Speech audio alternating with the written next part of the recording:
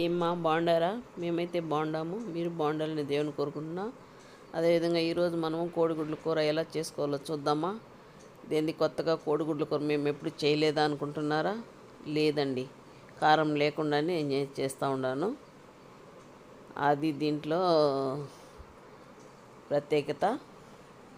కారం వేయకుండా చేయడం మీకు తెలిసి ఉండదు. ఇది గసాలండి, నానబెట్టుకున్నాను ముందే. శనగపప్పు, ముంతమాడిపప్పు లాస్ట్ అండి, పప్పులుగా ఉండింది, ఉప్పులుగా.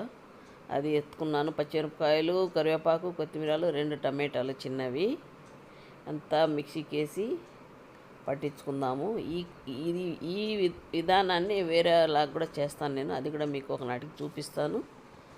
అది ఎలా చూపిస్తాను అంటే ఎగ్ కాదండి, చికెన్ ద్వారా నేను చూపిస్తాను మీకు. అంటే ఇలా కాదులే, ఇలా కారం లేకుండానే.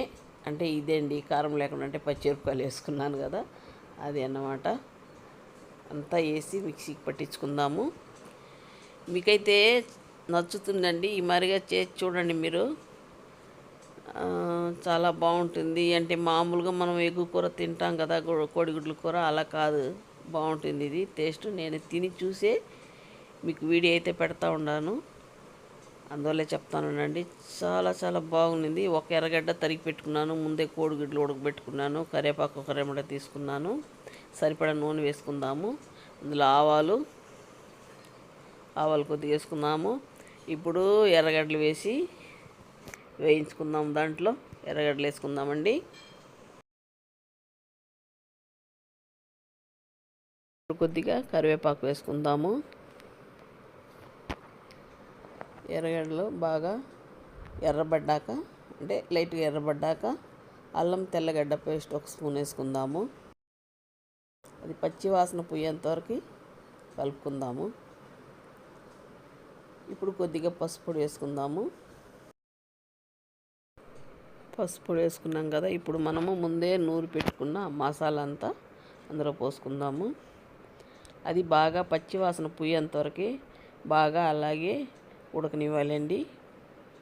మాడిపోకుండా గంటలో కలుపుకుంటా బాగా ఆ పచ్చివాసన ఎత్తేంతవరకు కలుపుకుంటే ఆ ఆకు పచ్చిదనం మనకు తెలియకుండా ఉంటుందండి. అలాగే నీళ్లు పోసేసినామంటే ఆ పచ్చ ఏదో ఒక ఆకులో వాసన వచ్చినట్టు వస్తుంది. అది మనకి తినేదానికి అయితే బాగుండదు.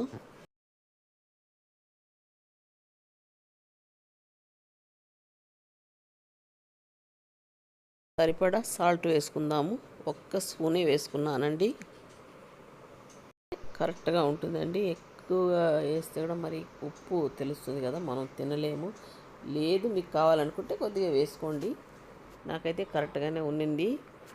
ఇప్పుడు కొద్దిగా నీళ్లు పోసుకొని బాగా కలిపి అందులో మనం ముందే పెట్టుకున్న గుడ్డు ఉంది కదా, అందులో వేసి అలాగే ఉడకనిద్దాం. బాగా చిక్కబడాలి కూర అయితే. ఇలా ఉడికితేనే ఆ గుడ్డు కూడా మనం తినేదానికి ఆ ఉప్పు కారం పట్టి టేస్ట్గా బాగుంటుంది. మసాలా పట్టినాక అలా వేసి దించేసినామంటే కూడా కారం అంతా పట్టదు కదా, అందువల్ల రెడీ అయిపోయిందండి కూర అయితే. ఇంక తినేస్తామా? మీరు అన్నం లేకైనా టిఫిన్ లేకైనా ఎలాగైనా తినవచ్చండి. నేనైతే టిఫిన్కే చేశాను. దోశ అయితే నేను ముందే పోసుకున్నాను కూర ఉడికేటప్పుడే. ఇంకా తినేస్తామండి. తిని చూసే మీకు మాత్రం పెడతా ఉన్నాను నేను. చాలా చాలా బాగుంది, అసలు అంత బాగొచ్చింది. మీరు కూడా ట్రై చేయండి. తినేస్తాము. ఆ మెత్తని దోశలేకి తింటా ఉంటే అంత కమ్మగా ఉందండి.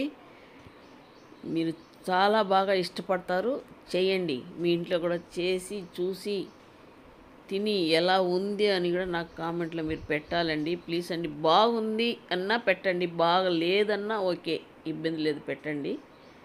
చాలా బాగా కూర అయితే చాలా బాగా వచ్చిందండి, కమ్మగా ఉందండి.